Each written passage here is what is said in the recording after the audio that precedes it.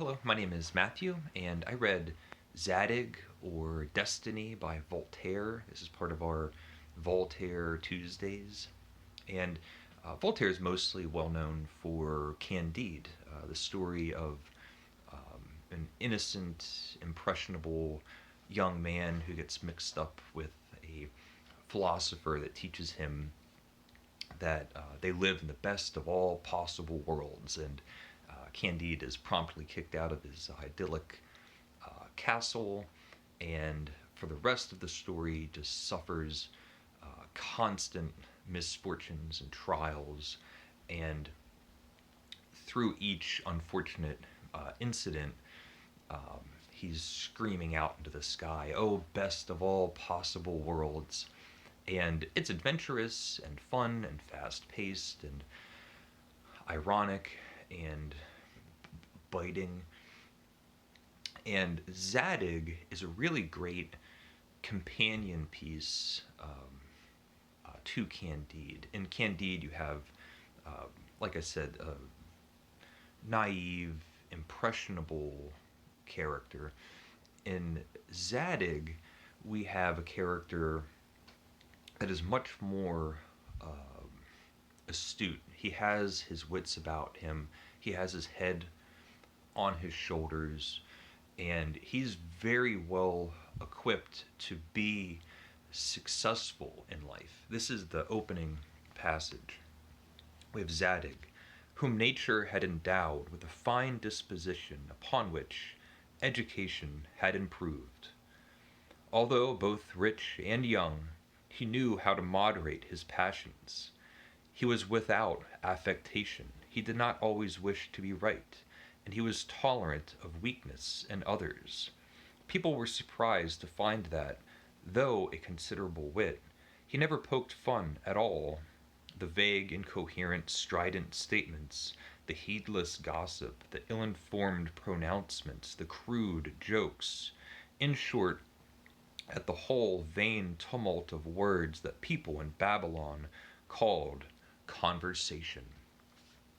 And so we have a character that is rational, sensible, equipped to be successful in life. And he then has a series of misfortunes and calamities that he uh, goes through.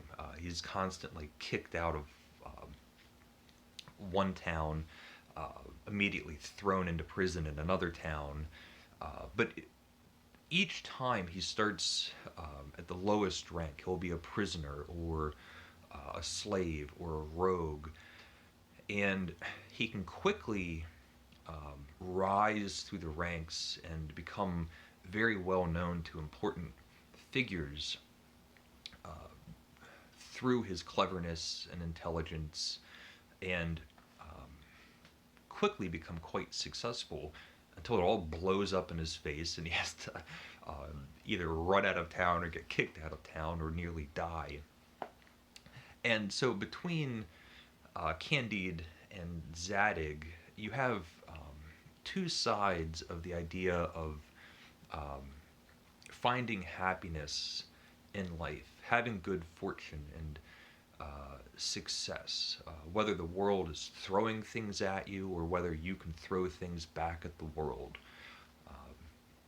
How to deal with unexpected, inexplicable scenarios that you may or may not have had any part of or any control over. There's also a fair amount of just great, absurd humor in this tale. Chapter 2 has one of my favorite little passages. I'll read it very quickly. Um, One day, Azora returned from a walk, much angered and expostulating loudly. "My dear wife, whatever is the matter?" asked Zadig. "Who can have upset you like this?" "Alas, you would be just as indignant," she said, "if you had seen the spectacle I have just witnessed. I went to comfort that young widow, Khosru, who just 2 days ago saw her husband buried by the stream that runs alongside the meadow. In her grief, she vowed to the gods that she would remain at his tomb for as long as the waters of the stream should flow beside it. Well, said Zadig, that there is an estimable woman for you. She must have really loved her husband. Ah, said Azura, if you only but knew what she was doing when I visited her. What then, fair Azura? She was having the stream diverted. It's just a passage that has a punchline. As far as uh, the examples of um, Zadig's um, intelligence and cleverness, there's a scene um, which is nearly identical to a scene that you would find in Sherlock Holmes. And so it's the example of the powers of deduction. And it's Zadig just walking through the woods, and the king's guards find him. And they say, have you seen a dog running loose? And Zadig says, was it a cocker spaniel? Did it have long ears? Did it have a collar? Did it have a little limp? And they go, why, yes, that's exactly the dog that we're looking for. And Zadig says, nope, haven't seen it. And then a little while later, the king's guards come by and they say, have you seen a horse running loose? And Zadig says, was it 12 hands high? And did it have silver hooves? And did it have a gold bridle? And did its tail always wag to the left? And they go, yes, yes, yes. And he goes, nope, haven't seen it. And so it's this great Holmesian moment. He's using his powers of deduction. And the king's guards, of course, go, well, he stole the dog and the horse, and he's promptly arrested. And on trial, he explains that he saw footprints and he saw marks on the bark of the tree and all of those things that Sherlock would do, and then followed up by saying, well, it's clearly obvious. Anyone with open eyes could have seen all of this. I just followed a clear path of logic. Uh, and the story goes on from there. He ends up going just like Candide. He adventures, travels all over the world. He becomes like a slave in Egypt. He finds these people that the poor women, when their husbands die and they're widowed, part of the sacrificial rite is that they're gonna burn the husband's body with the live wife on top of the pyre, and he has to like save all of the women. I think I the book throughout periodically you'll have these little paragraphs that'll quickly do a summary of all of the things that have led up to where you are, because the book is so fast paced that it nearly just runs away from you. And these little passages act as a way of taking a breath and realizing all of the craziness that's happened.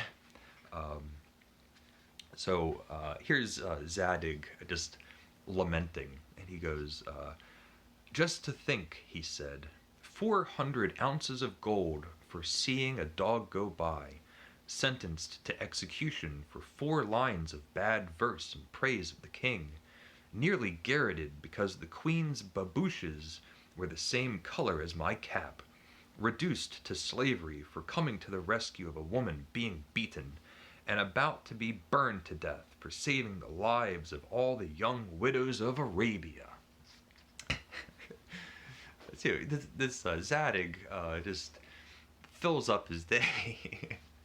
um, and that's what I'll say. It's this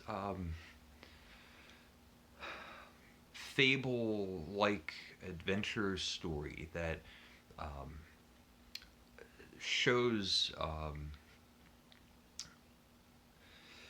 different philosophies. The like I was saying, like how you view the fortunes in life and your successes and setbacks, and how do you deal with them? How do you move on?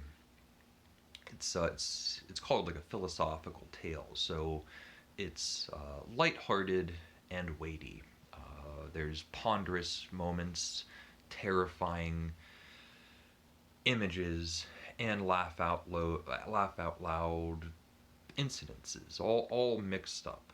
Um, it's great. Zadig is a really good second. Um, it's a good next step after Candide. Um, Maybe it doesn't hit quite as hard, uh, but it's still quite good, quite fun. A fairly short read. So let me know if you've read Zadig, if what you think of it compared to Candide or any of the other stories, anything like that, anything that I had to say. So thank you for watching, and leave a comment if you would like. Take care.